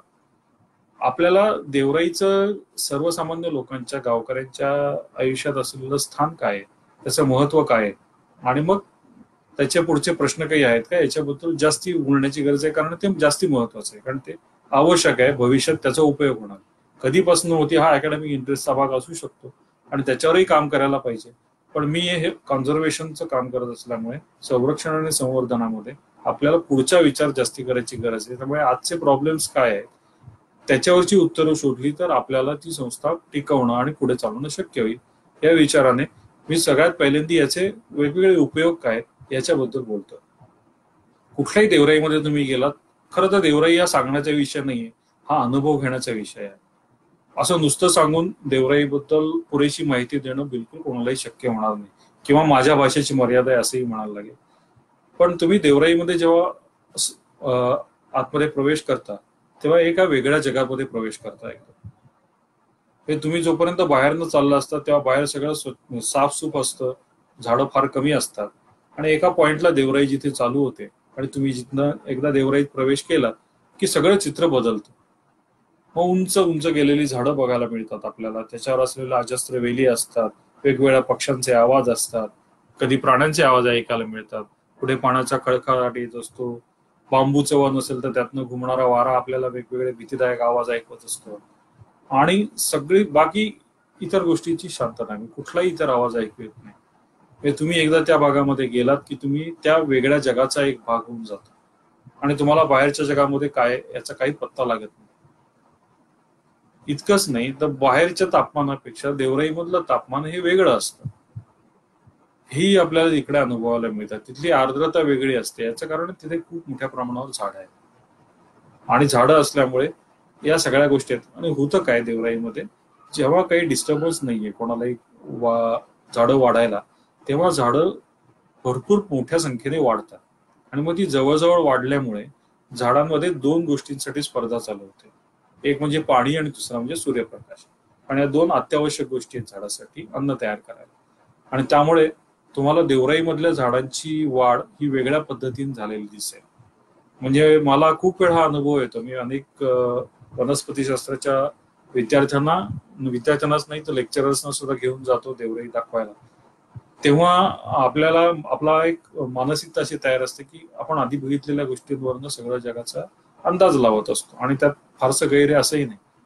पण देवराईत गेल्यावरती हमखास मी एखाद्या झाडापाशी नेऊन त्यांना उभं करतो आणि हे झाड कुठलंही सांगा म्हणतो, तर ते कुठलं हे सांगता येणं बऱ्याच वेळेला लोकांना शक्य होत नाही. आणि याचं एकमेव कारण म्हणजे ते झाड आपण वेगळ्या पद्धतीने बघितलं असतं. उदाहरणार्थ आंबा, अगदी आंब्याचं झाड आहे तरी देवराईतलं आंब्याचं झाड ओळखणं हे बऱ्याच लोकांना शक्य होत नाही, कारण देवराईतला आंबा हा 60-70 फुटापर्यंत सरळ गेलेला असतो आणि मग त्याला फांद्या असतात. असं आंब्याचं झाड आपण कधी बघतच नाही. म्हणजे जे जंगलामध्ये फिरतात, ट्रेकिंग करतात, ते जंगलामध्ये कदाचित काही प्रमाणात हे बघत असतील, पण बाकी ठिकाणी आंब्याचं झाड म्हणजे कलमच बघितलेले आहेत लोकांनी, की त्याला खूप फांद्या असतात आणि ते डेरेदार असतात. 80 फूट उंच गेल्यानंतर फांदी फुटलेला आंबा, हे पण एक नॉवेल्टी आहे. आणि अशा प्रकारची खूप वेगवेगळ्या प्रकारची उंच झाडं आपल्याला, अति उंच गेलेली झाडं देवराईमध्ये बघायला मिळतात. मग ही झाडं असतात, त्याच्यावरती अनंत प्रकारच्या वेली असतात आणि अनंत आकाराच्या वेली असतात. आता गारबी आणि ओंबळी या दोन मोठ्या, आणि पेटुंगळी या 3 प्रकारच्या वेली आहेत ज्या खूप मोठ्या प्रमाणावर सगळीकडे, विशेषतः सह्याद्रीच्या पर्वतरांगेच्या पूर्वेला आणि पश्चिमेला असलेल्या जंगलात देवरायांमध्ये आपल्याला भरपूर प्रमाणात बघायला मिळतात. त्यातली गारबी नावाची वेल आहे, त्याला एक मोठी 4.5 ते 6 फूट लांबीची शेंग येते, त्याला मोठ्या चॉकलेटी कलरच्या बिया असतात. आणि ही फ्रिल सारखी, म्हणजे फ्रॉक, पूर्वीच्या फ्रॉकचे जे फ्रिल असायचे त्या फ्रिल सारख्या या वेली असतात. आणि त्याची मुख्य वेल बघितली तुम्ही तर जंगलात आडवं पडलेला वृक्ष वाटतो तो. म्हणजे मी पाहिलेली सगळ्यात मोठी वेल आतापर्यंतची, त्याला जवळजवळ 2.5 मीटर त्याची वेडी 2.5 मीटर होती. प्रचंड मोठी वेल होती, याच्यात पण मावत नाही आता. तर ह्या वेली आजही बघायला मिळतात. आणि ह्या वेली तिथे एवढ्या मोठ्या प्रमाणावर का वाढल्या, तर तिथे माणूस या प्राण्याचा इंटरफिअरन्स नाही. जेव्हा मोठं झाड वाढत गेलं त्याचबरोबर ह्या वेलीही वाढत गेल्या, आणि त्याला संरक्षण मिळाल्यामुळे त्याची वाढ मोठ्या प्रमाणावर होत गेली, आणि मग त्या वेलीच्या महावेली झाल्या, राक्षसी वेली झाल्या, त्यांना वाढायला पूर्ण जागा मिळाली. आणि त्यामुळे उत्तम देवराईचं उदाहरण बघायचं असेल तर ज्या देवराईमध्ये झाडं आणि विशेषतः क्लाइंबर्स म्हणजे वेलवर्गीय वनस्पती जिथे जास्ती प्रमाणात बघायला मिळतात, तिथे तुम्हाला ती देवराई गच्च दिसते. जिथे वेलवर्गीय वनस्पती फारशा नाहीयेत, फक्त झाडं आहेत, अशा ठिकाणी ते जंगल विरळ व्हायला लागलेलं असतं. आणि मग त्याच्यामध्ये पाण्याच्या कॉम्पिटिशन मध्ये उंच झाडं जिंकलीत आणि म्हणून त्यांना पाण्याचा मोठा भाग ते घेत असल्यामुळे त्यांची वाढ चांगली होते आणि बाकी कॉम्पिटिशन मध्ये मागे पडलेत, असा त्याचा अर्थ घेता येतो. त्यामुळे उत्तम देवराई म्हणजे उत्तम सगळ्या प्रकारच्या वनस्पती, म्हणजे त्याला आम्ही म्हणतो त्याला की कंदमुळापासनं, कंदमुळं आहेत, मग जमिनीवर पसरणाऱ्या वनस्पती आहेत, रनर्स किंवा गवताचे प्रकार म्हणतो, मग छोटी झुडपं आहेत, हर्स म्हणतात, मग श्रव्स मोठी झुडपं, मग लहान वृक्ष, मध्यम वृक्ष, उंच वृक्ष आणि अतिवृक्ष, आणि त्याच्यावरती क्लाइंबर्स, असा सगळा स्ट्राटा बघितला आपण. एवढी थर असतात जंगलामध्ये झाडांचे, तेव्हा ते जंगल बनतं. आपण जी झाडं लावतो, बऱ्याच वेळेला वृक्ष लावतो आणि आपण सोडून देतो, ते जंगल नाहीये. जंगल तयार होण्यासाठी त्यांना एकमेकांमध्ये मिसळावं लागतं, सहजीवन असतं. जंगलामध्ये फिरल्यावर तुमच्या लक्षात येईल की काही झाडं ही काही विशेष झाडांबरोबर ती विशेष सलोख्याने वागतात, म्हणजे त्यांना असोसिएट म्हणता येतं आपल्याला. की उदाहरणार्थ आंबा आहे तर बेहडा दिसेल तुम्हाला, खुरी दिसेल, बेर्ली माड दिसेल, बेहडा दिसेल. हे ठराविक प्रकारची झाडं आहेत, ती एकमेकांबरोबर क्लस्टरमध्ये, समूहामध्ये उत्तम वाढतात. आणि जसजसं तुम्ही अल्टिट्यूड म्हणजे उंचीवरचा फरक होत जातो, तसं जंगलाचा प्रकार बदलत जातो. आणि जंगलाचा प्रकार बदलत जातो तसं तिथले वनस्पती, प्राणी, पक्षी, उदाहरणार्थ म्हणजे जैवविविधता ही बदलत जाते. हेच आपल्याला सीझन वाईज पण बघायला मिळतं. त्यामुळे कुठल्याही देवराईचा अभ्यास करायचा असेल तर प्रत्येक सीझन मध्ये किमान एकदा जाणं हे कंपल्सरी आहे. त्याशिवाय तुम्ही त्या देवराईचा अभ्यास केला असं म्हणता येत नाही. देवराईमध्ये नुसतं जाऊन येऊन चेकलिस्ट काढणं आणि ही झाडं आहेत असं म्हणणं हे ठीक आहे, पण त्याला अभ्यास केला असं म्हणता येत नाही, देवराईला भेट दिली एवढं म्हणता येत. त्यामुळे देवराईचा अभ्यास करताना स्थानिक लोकांना मदतीला घेऊन त्यांचं देवराईशी सहचर्य कसं आहे, ते कशासाठी अवलंबून आहे, त्यांचा काय विचार आहे, या सगळ्या गोष्टींचा अभ्यास करून त्याचं डॉक्युमेंटेशन करून मग त्याच्यावरती उपाययोजना करणं आवश्यक असतं. देवराई सगळ्यात महत्वाचा विषय मग सांगितलं की पाण्यासाठी देवराई राखली गेली, असं माझं मत आहे. अनुभव किंवा अनेक कथा सांगितल्या किंवा फॅक्ट सांगितल्या, वस्तुस्थिती सांगितली, तर आपण या निष्कर्षापर्यंत पोहोचू शकतो. दुसरा महत्वाचा भाग आहे देवराईबद्दल की देवराईमध्ये औषधी वनस्पती खूप मोठ्या प्रमाणावर मिळतात. आणि खूप मोठ्या प्रमाणावर मिळण्याचं कारण पुन्हा तेच आहे की त्याचा व्यावसायिक वापर केला जात नाही, त्याची तोड होत नाही. आणि जिथे व्यावसायिक वापर केला जातो ती देवराई मात्र नष्ट होते. त्याची उदाहरणं आहेत आपल्याकडे.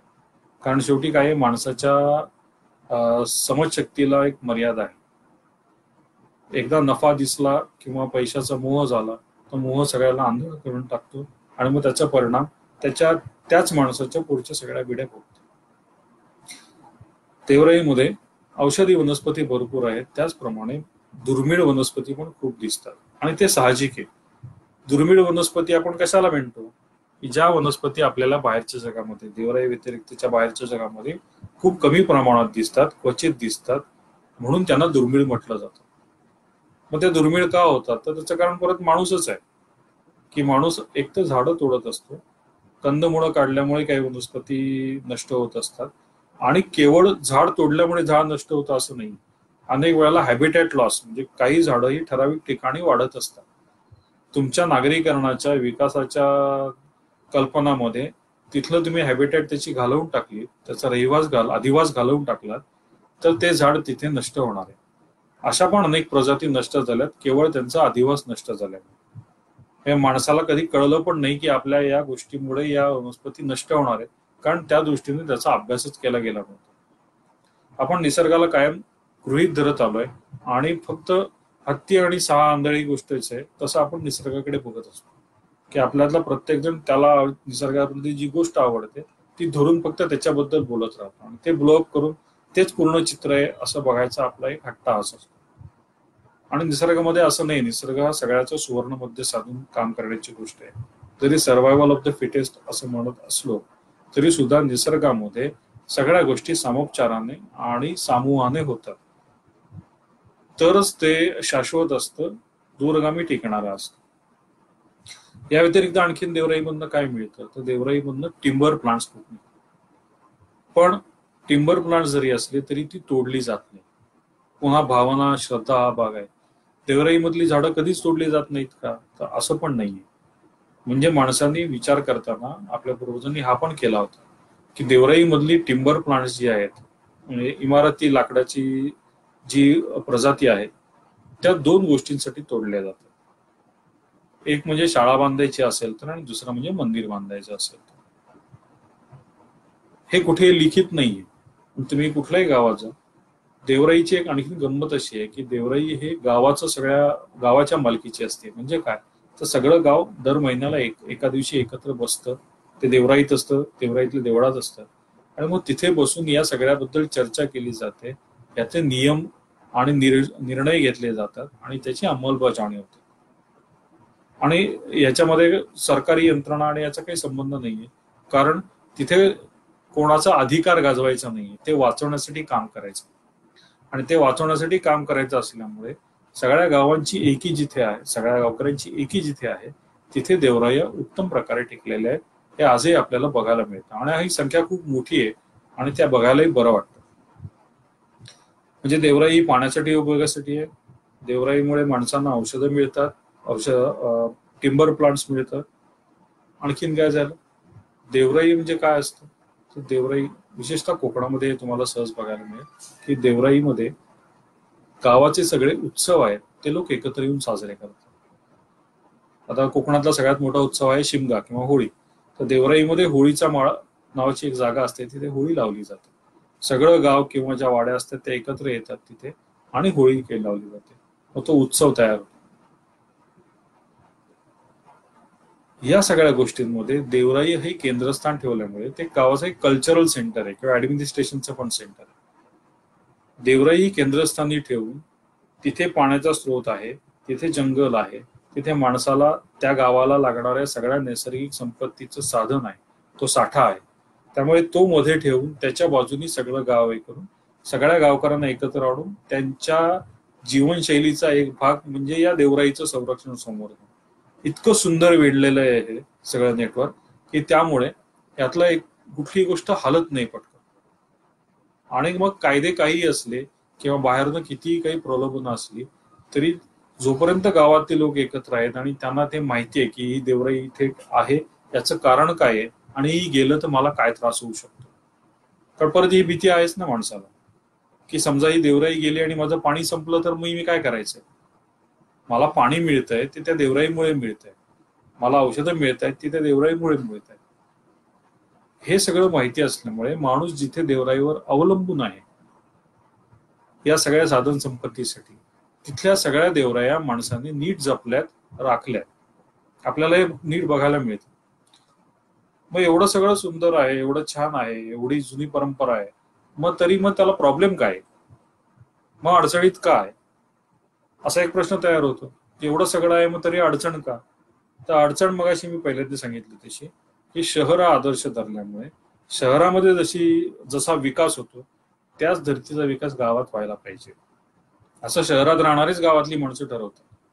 बरं, ते गावात पैसा शहरात नाही येत असतो, त्यामुळे शहरात राहणाऱ्या माणसाच्या बोलण्याला वचन असतं आणि त्यामुळे मग त्याने शहरात जी बाग बघितली असते मग त्याला वाटतं अरे हे जुनं देऊळ आहे आपल्या इकडचं, हे छान, आपण हे कौलारू देऊळ आहे, हे काय उपयोगाचं, आपण चांगलं कॉन्क्रीटचं मोठं देऊळ बांधू, मोठा हॉल बांधू, म्हणजे उत्सवाच्या वेळेला सगळ्यांना जेवायला वगैरे होईल, मोठा कार्यक्रम करता येईल, आणि ही जुनी झाडं आहेत फालतू ही काढून टाकू आपण आणि छान तिथे बाग तयार करू, झोपाळे लावू. आणि अशा प्रकारे काही देवरायांचं परिवर्तन बागांमध्ये केलंय सुद्धा. जिथे ही प्रवृत्ती जास्ती बलशाली ठरली की शहरात होते तसं मला इथे पाहिजे, त्या पद्धतीचं पाहिजे, कारण त्या शहरात राहणाऱ्या माणसाला ही देवराई संकल्पना त्याची नाळच जोडली नाही. त्याचा जन्म, शिक्षण आणि सगळं आयुष्य शहरात असल्यामुळे तो आपल्या गावामध्ये शहरासारखी डेव्हलपमेंट बघू इच्छितो आणि तो त्याप्रमाणे काम करतो आणि त्याचा परिणाम त्या देवराई संस्थेवर होतो. आणि नुसत्या देवराई संस्थेवर होत नाही तर देवराईवरती झाला तर त्याचा परिणाम हा तिथल्या सगळ्या गावाच्या आजवरच्या राखलेल्या पर्यावरणाच्या समतोलावर होणार आहे, पाण्याच्या स्रोतावर होणार आहे, इतर नैसर्गिक स्रोतांवर त्याचा वाईट परिणाम होणार आहे. हे त्या माणसाला सांगणारच कोणी नाहीये. आणि ज्याच्याकडे पैसा असतो, जो पैसा खर्च करणार असतो, तो शहाणा असतो. ही भारतीयांकडे सर्वमान्य समज असल्यामुळे या गोष्टी आणखीन गंभीर होत जातात. त्यामुळे जिथे जिथे विकास आहे, आता उदाहरणार्थ माझ्याकडे पैसा आला की मला वाटतं माझी थोडी जागा असावी, मग तिथे मी काजू लावीन, आंबा लावीन. आपण त्याच्या पलीकडे बघतच नाही. आणि मग काजू आंबा जिथे उजाड जागा आहे तिथे लावणार नाही आम्ही. जिथे जंगल आहे ते जंगल तोडणार आणि त्याच्यावरती आम्ही आंबा काजू लावणार. मग हे कितपत योग्य आहे याचा विचार करण्यासारखी, त्यासाठी शिक्षणच नाही आहे आपल्याकडे मुळात. की आहे ते जंगल तोडून तुम्ही मोनोकल्चर केलं, एकाच प्रकारची झाडं लावली आणि ती पण तुम्हाला हवी ती लावली, तर तुम्ही निसर्गाचं नुकसान करताय. निसर्गाचं नुकसानपेक्षा तुम्ही स्वतःचं नुकसान करताय. निसर्ग त्याला हवा तेव्हा ते सगळं पुसून परत पहिल्यापासून सुरुवात करणार आहे. त्यामुळे निसर्गाचा समतोल वगैरे हे माणसासाठी आहे, आपल्या स्वार्थासाठी येते, आपल्या भवितव्यासाठी, आपल्या अस्तित्वासाठी आपण ते सगळं करतोय. त्यामुळे बऱ्याच वेळेला माणसाचा जो काय एक अहंकार असतो ना, की मी निसर्ग वाचवणार आहे, मी झाडं वाचवणार आहे, मी पाणी वाचवणार आहे. बाबा रे, तू निसर्गासाठी नाही करत आहेस, हे तू तुझ्या स्वतःसाठी करतोयस, तुझ्या स्वार्थासाठी करतोय, तुझ्या अस्तित्वासाठी करतोयस. हे माणसाला कोणतरी स्पष्टपणे सांगायची गरज आहे. आणि हे जोपर्यंत त्या पद्धतीने सांगितलं जात नाही, माणसाच्या डोक्यात मनापर्यंत पोचत नाही, तोपर्यंत मी कोणतरी आहे आणि मी याचं भवितव्य ठरवणार आहे, अशा वेडगळ विचारांनी माणसं काम करत राहणार आहेत. आणि पर्सेंटेज मध्ये ते होत राहणार, त्यात काही वादच नाही. मग आज देवरायांचं काय एक उत्तम उदाहरण आहे, सातारा जिल्ह्यातलं आहे. तिथे भारसाखळे नावाचं एक गाव आहे, मोठा पठार आहे, सडा वाघापूर असं गाव आहे. आणि तिथे खूप विंडमिल्स लागलेले आहेत, पवनचक्क्या आहेत, 5-7ची पवनचक्क्या आहेत. आणि त्या भागामध्ये एकमेव हिरवा भाग म्हणजे ती एक देवराई आहे भारसाखळ्याला असलेली. म्हणजे त्या देवराईवर किती प्रेशर असेल बघा. आता म्हणजे तुम्ही गुगलवरनं पण भारसाखळे हे गाव टाकलं तर तुम्हाला ती देवराई आणि त्याच्या आजूबाजूला असलेल्या पवनचक्क्या दिसतील. आणि त्या पवनचक्क्याच्या आकारावरनं ती देवराई किती मोठी आहे आणि किती गच्च आहे हे पण कळेल. पण जेव्हा तेवढाच एक हिरवा भाग तिथे राहतो ना, तेव्हा त्या भागावर खूप मोठं प्रेशर येतं. आणि मग ते प्रेशरला तो भाग बळी पडला की तेवढाच एक हिरवा भाग आहे, तिथे पाणी आहे, ते संपलं की सगळं उजाड होणार आहे. आणि मग ही गोष्ट जवळपास इरिव्हर्सिबल आहे, आपण हे परत नाही मिळवू शकत. आणि म्हणून माझी पोटतिडकीने विनंती आहे की अशा जागा शोधून, ज्या शोधलेल्या आहेत ऑलरेडी, त्याच्यावर काम करायची गरज आहे. फक्त प्रत्यक्ष काम करायला पाहिजे आणि ते तिथे असणाऱ्या माणसांनी, लोकांच्या सहभागातून करायची गरज आहे. आपण नवीन काही जंगल तयार करायची गरज नाहीये. आहे ते जंगल वाचवणं आणि त्यात देवरायांचा वापर करून ते वाचवणं, हा भाग केला ना तर त्याचा खूप जास्ती फायदा होणार आहे आणि लवकर परिणाम मिळणार आहे आपल्याला. पण प्रत्येक गोष्ट आपल्याला शून्यातनच करायची असेल तर मग नाईलाज आहे, त्याला तेवढा वेळ नाहीये आपल्याला. हे जेव्हा आपल्याला कळतं तोपर्यंत खूप उशीर झालेला असतो. म्हणजे आपल्याला प्रॉब्लेम काय आहे की आपली जीवनशैली जी आहे ती एकांगी असल्यामुळे आपण देवराईवर खूप मोठ्या प्रमाणावरती प्रेशर टाकतोय. दुसरी महत्वाची बाब काय झालं की आजपर्यंत गावातले लोक देवराईवरती पाण्यासाठी, जळणासाठी आणि औषधासाठी अवलंबून. नवीन जीवनशैलीमध्ये या तिन्ही गोष्टींसाठी बऱ्याच प्रमाणात लोक देवराईवर अवलंबून नाहीये. जिथे अवलंबून आहेत तिथे आजही देवराई चांगली आहे. आणि मी तुम्हाला अशा अनेक देवराया दाखवीन जिथल्या पाण्याच्या स्रोतावर 100 हेक्टर बागायत होते आजही फुकट पाण्यावर. किंवा केसरी नावाचं गाव आहे सावंतवाडीमध्ये, सावंतवाडीपासून 18 किलोमीटरवर. तिथे सावंतवाड्यांच्या सावंतांनी 100 वर्षापूर्वी 18 किलोमीटर बेडाचे पाईप टाकून पाईपलाईन नेली होती त्या देवराईमधनं. आणि आजही त्या पाईपलाईन मधनं दिवसाला 5 लाख लिटर पाणी मिळू शकतं, एवढं पोटेन्शियल आहे. म्हणजे 100 वर्षापूर्वी त्यांनी जमवून केलं होतं, तर मग आज का नाही शक्य होते आपल्याला? कारण आपण सगळ्या गोष्टी एकाच चौकोनात बसवायचा प्रयत्न करतोय, ओव्हर सिम्प्लिफिकेशन करतोय आपण सोल्युशनचं. म्हणजे मला काम करताना मला आराम मिळाला पाहिजे, कामाच्या एफिशियन्सी बद्दल आपण फारशी चर्चाच करत नाही. आणि सगळ्यात महत्वाची गोष्ट म्हणजे मानसिकता अशी झाली आहे की पाणी देण्याचं काम सरकारचं आहे, मी कशाला काय करायला पाहिजे.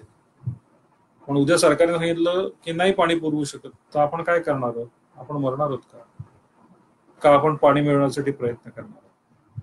आपल्याला जर जगायचंय, आपल्याला जर चांगलं समृद्ध संपन्न जीवन जगायचं, तर आपल्याला लागणारं पाणी मिळवण्यासाठी आपण आपल्या गावामध्ये, आपल्या परिसरामध्ये काम करायला नको का?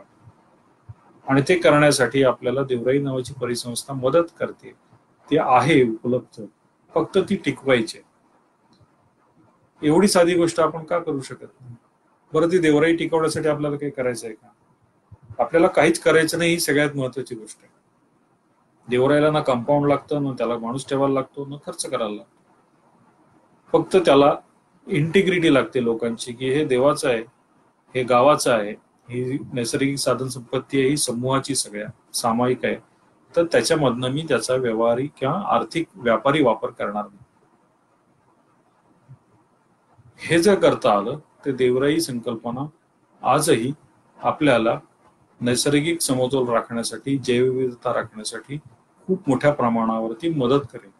कारण मी ज्या देवरायांची नोंद केली त्यात एकूण देवरायांचा विचार केला देवरायाच्या क्षेत्राचा, तर एकूण जंगल क्षेत्र महाराष्ट्राचं आहे, त्याच्या जेमतेम 4% भागावरती देवराई आहे.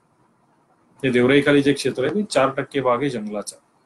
पण तुम्ही जैवविविधता हा विचार केला तर एकूण जी जंगलामध्ये जैवविविधता मिळते त्याच्या 35% जैवविविधता देवरायांमध्ये मिळते. लक्षात घ्या, 4% भूभाग आणि 35% जैवविविधता. एवढं प्रचंड वैविध्य त्या देवराई संकल्पनेत आहे आणि गेले कित्येक पिढ्या ही संकल्पना समर्थपणे चालली आहे. आज आपल्या एकांगी जीवनशैलीमुळे आणि आपली वाढत चाललेली हाव पूर्ण होत नसल्यामुळे ही संस्था धोक्यात येऊ लागली. जिथे शहरीकरणाचं वारा लागले तिथे ही धोक्यात आली आहे. आणि मग ही धोक्यात आली तिथे पाण्याचे प्रॉब्लेम चालू झाले. कारण तुम्हाला पाणी कुठनं आणणार आहे? शेवटी सरकार तरी पाणी कुठनं आणून देणार आहे? नैसर्गिक स्रोतातच आणून देणार आहे. आणि तुमचे नैसर्गिक स्रोत राखण्याचं काम जर देवराई करते तर तुम्ही आज ती तोडून तुम्ही स्वतःच तुमच्या पुढच्यांचं भवितव्य धोक्यात घालताय. आणि हे माणसाला सांगणारी कुठलीही संस्था नाहीये, कुठल्याही शिक्षणामध्ये हा भाग येत नाही. अत्यंत दुर्दैवाची गोष्ट आहे, परंतु ही वस्तुस्थिती आहे की आजही देवराई या संकल्पनेची जी पोटेन्शियल आहे, ताकद आहे, त्याच्या 1% पण आपण वापरत नाही. आणि त्यामुळे जोपर्यंत आपण देवराई संकल्पना टिकवत नाही, आता टिकवत नाही म्हणजे काय, नवीन करता येत नाही का? तर नवीनही काही गोष्टी करता येणं शक्य आहे. एकच उदाहरण देतो तर की मुरबाड तालुक्यामध्ये आता सरकारने आदिवासींना वन हक्क दिले. वन हक्क आवडतात सगळ्यांना, बऱ्याचशा एनजीओजना पण आवडलं ते. मग त्यांनी लोकांना सांगायला सुरुवात केली की तुमचे अधिकार कसे मिळवा, तुम्ही काय काय करा. पण वन हक्क मिळताना अधिकाराबरोबर जबाबदारी पण येते. मग आम्ही तिथल्या 15 गावातल्या लोकांशी बोललो तिथल्या एका संस्थेमार्फत की तुम्हाला जंगल मिळतंय ताब्यात, 500 हेक्टर, 1000 हेक्टर, 1500 हेक्टर असं जंगल जर ताब्यात मिळतंय तर तुम्ही त्याचा एक चांगला भाग 5 हेक्टर म्हणा, 10 हेक्टर म्हणा, जो तुम्हाला आवडणार आहे, योग्य वाटतंय तेवढा देवराई म्हणून राखून ठेवा. म्हणजे तुमच्याकडे अस्तित्वात असलेल्या जंगलाचा एक 10 हेक्टरचा 15 हेक्टरचा तुकडा देवराई म्हणून तुम्ही संरक्षित केला आणि बाकीचं सगळं तुम्ही तुमच्या ताब्यात असलेलं जंगल मॅनेज केलं, त्याचं व्यवस्थापन केलं, तर देवराई तयार होणं ही काही 1-2 वर्षाची किंवा 10 वर्षाची गोष्ट नाही, ती 2-3 पिढ्यांची गोष्ट आहे. पण जंगलाचा एक चांगला राखलेला भाग असेल तो देवराई म्हणून तुम्ही मार्क केलात आणि मग बाकीचं जंगलाचं व्यवस्थापन केलं तर तुम्ही नवीन देवराई तयार करता. अशा प्रकारे 15 गावांनी कुठे 5 हेक्टर, 10 हेक्टर, 15 हेक्टर अशा देवराया राखल्या. हे 15 गावांमध्ये शक्य झालं. म्हणजे असंही नाहीये की लोकांना पटत नाही किंवा लोक करायला तयार होत नाही. प्रश्न असा आहे की लोकांना आजच्या एकूण कॉन्टेक्स्टमध्ये देवराई म्हणजे काय आहे, आज देवराई वाचून त्यांना काय मिळणार आहे. कारण माणसाला फायद्याशिवाय काही गोष्टी करायला आवडत नाही, ही आजची वस्तुस्थिती. आपल्याला किती नाही पटलं, आवडलं नाही तर ही वस्तुस्थिती आहे. त्यामुळे तुम्हाला जर लोकांना या संरक्षण संवर्धन मोहिमेमध्ये किंवा प्रयत्नांमध्ये सामावून घ्यायचं असेल तर देवराईपासून मिळणारे फायदे काय आहेत आणि देवराई नसल्यामुळे होणारे तोटे काय आहेत, या दोन्ही गोष्टी सांगायची गरज आहे. आणि या दोन्ही गोष्टींचं महत्व काय आहे, पर्यावरण समतोलाच्या दृष्टीने महत्व काय आहे, पाणी मिळण्याच्या दृष्टीने महत्व काय आहे, मातीचा ऱ्हास होतोय तो होऊ न देण्यासाठी देवराई कशी उपयोगी पडते, अशा अनेक बाबींचा लोकांच्या मनावरती काय त्यांना समजवलं पाहिजे.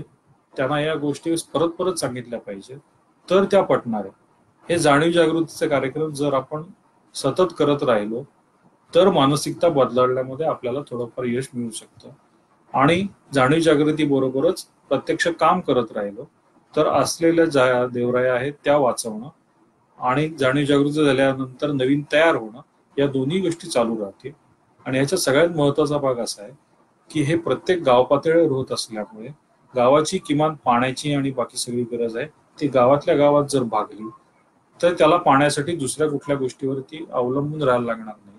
आणि मग पाण्याच्या कमतरतेमुळे होत असणारं स्थलांतर, मग मुलांचं, विशेषतः बायका मुलींचं शिक्षण, आरोग्य, या सगळ्या गोष्टींवर होणारा वाईट परिणाम, या सगळ्या गोष्टी आपल्याला बदलता येतील, थांबवता येतील.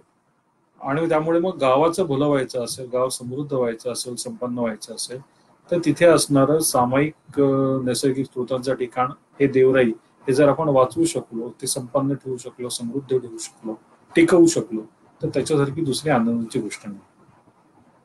म्हणून माझी अशी विनंती आहे की ज्या कोणाला प्रत्यक्ष संवर्धन संरक्षण हे करायचं आहे त्याच्यामध्ये लोकसहभाग जरूर घ्या. पण लोकसहभाग याचा अर्थ सगळं लोकांनी ठरवायचं असं नाही. काय करायचं, कुठे करायचं, किती करायचं, कधी करायचं, हे जे तांत्रिक भाग आहे हा त्या त्या विषयातल्या अनुभवी तज्ञाकडनं तपासून घेऊन, त्याच्याकडनं आखून घेऊन मग तो करण्याचं काम लोकांनी करायचं. त्याला लोकसहभाग म्हणतो. आणि हे नैसर्गिक स्रोतांच्या कुठल्याही संरक्षण आणि संवर्धन कार्यक्रमामध्ये याच पद्धतीने काम केलं तर याचा निश्चित फायदा होईल. आणि आपल्याला देवराई ही आपली जी पिढ्यानपिढ्या चालत आलेला वारसा आहे, आपला सांस्कृतिक वारसा आहे, त्याचा फायदा पुढच्या पिढ्यांना होईल. आणि मानवाचा काय भवितव्य जे आहे माणसाचं, ते थोडं सुरक्षित होण्याच्या दृष्टीने आपण त्या दिशेने प्रवास करायला सुरुवात करू असं मला वाटतं. धन्यवाद.